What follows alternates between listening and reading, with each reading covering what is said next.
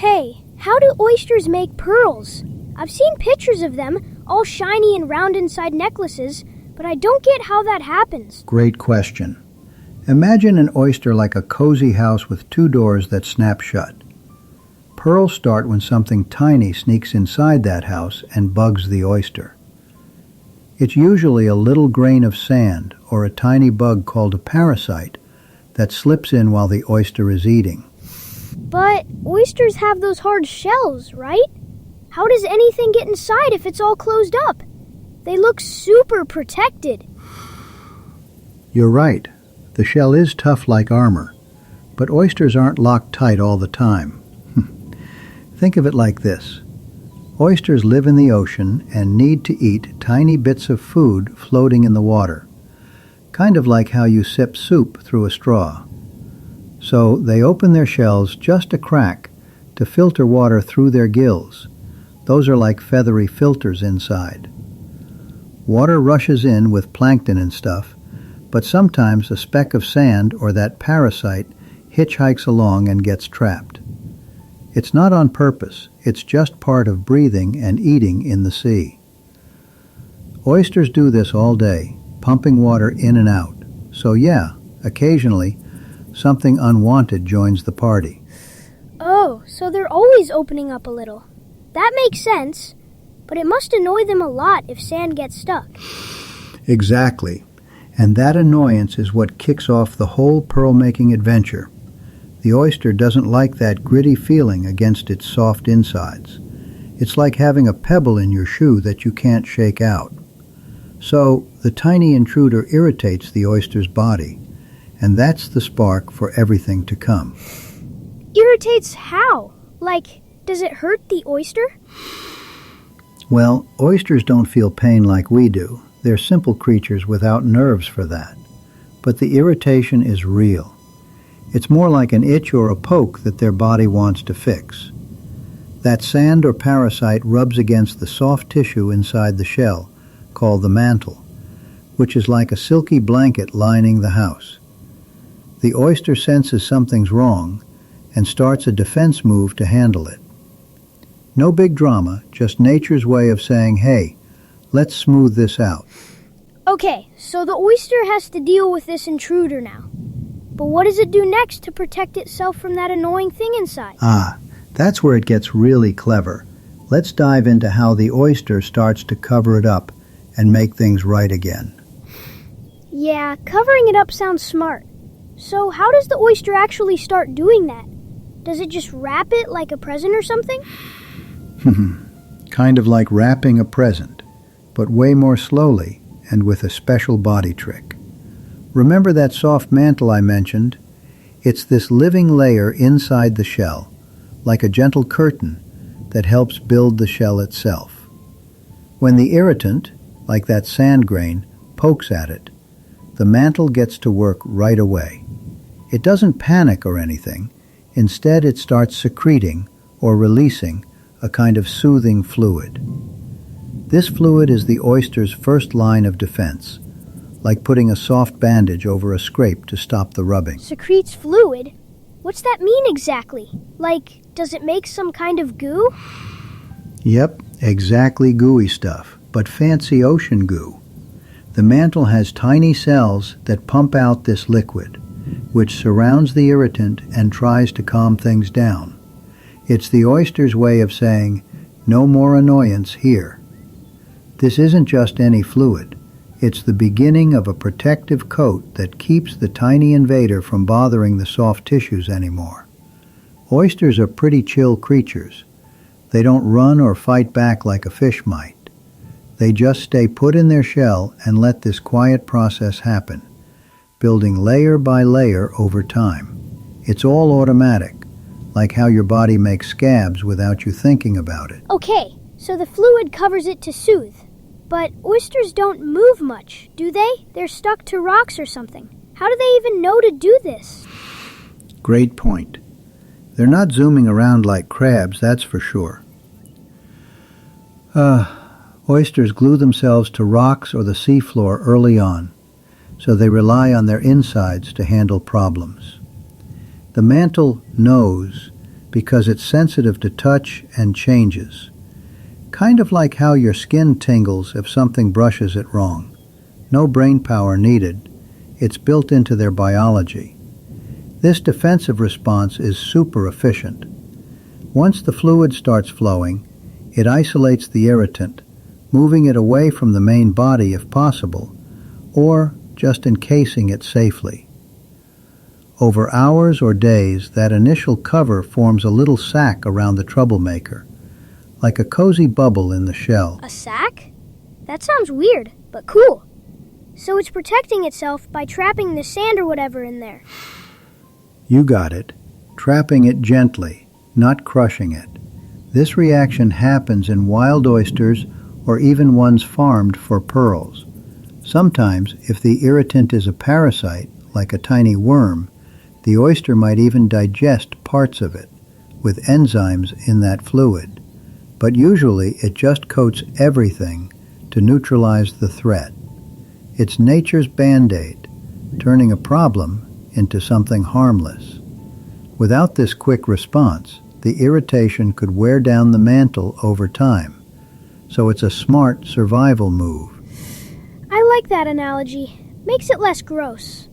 But now that it's covered with this fluid, what happens next to make the pearl all shiny?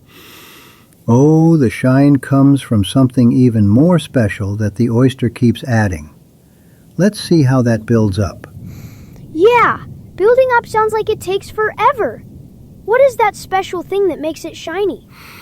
It's called nacre, and it's basically the oyster's secret sauce for shiny stuff.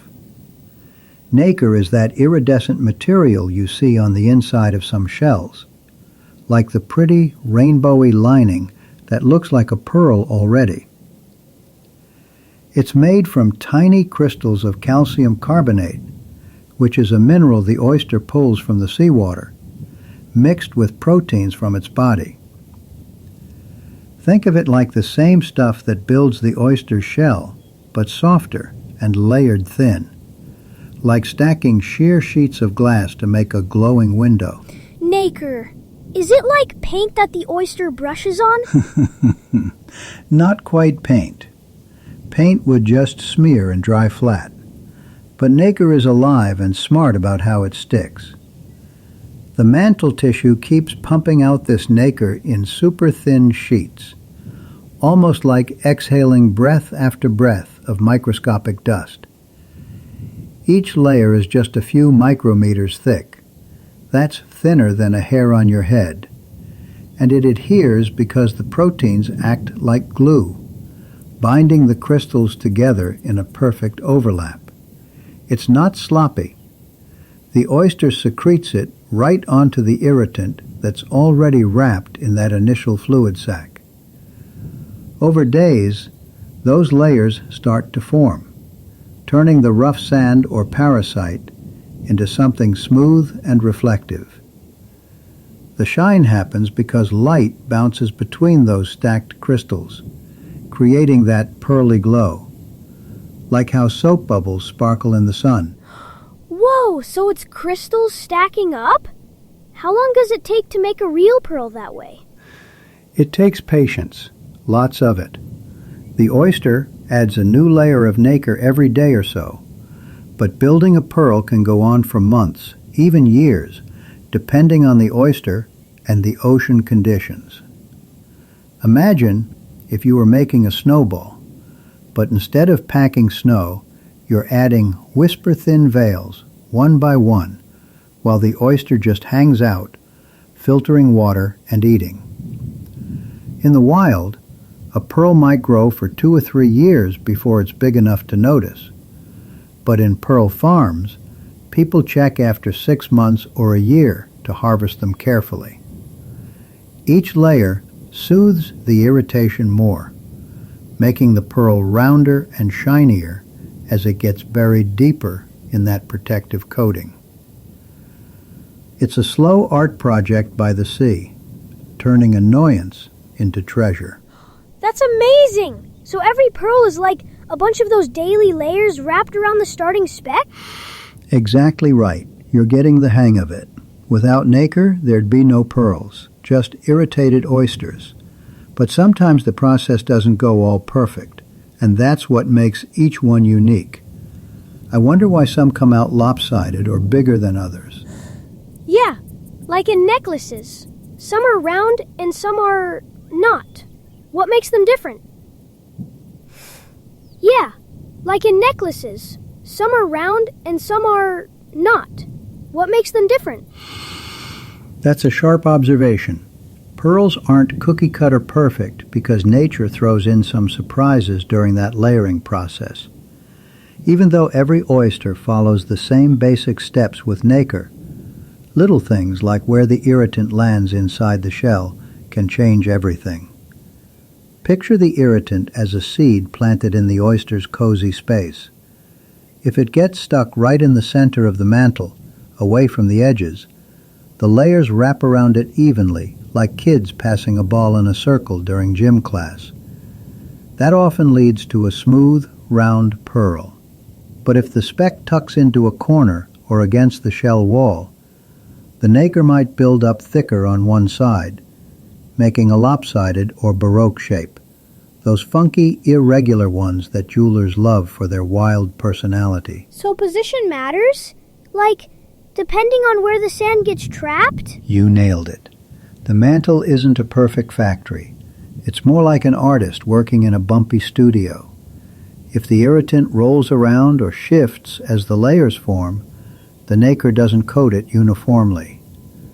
Maybe one side gets more exposure to the fluid, or water currents inside the shell nudge things off balance.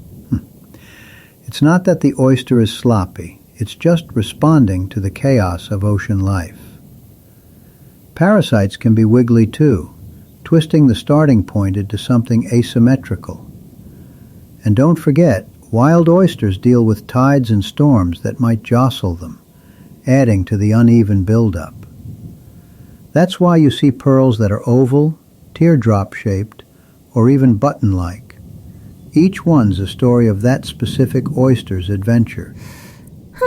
So no two are exactly alike because of where it starts and how it moves around? Exactly. And size plays into it too. The longer the pearl stays hidden inside, growing those daily nacre layers, the bigger it gets. Simple as that. A pearl might start tiny, like a peppercorn, but after a year or two of steady coating, it could swell to pea size or larger.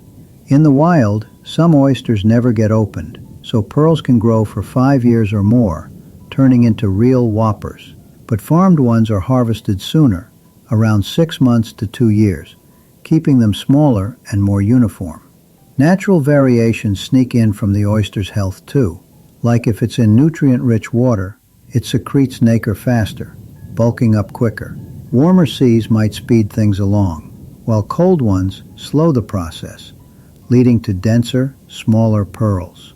It's all about time and conditions, not a one-size-fits-all recipe.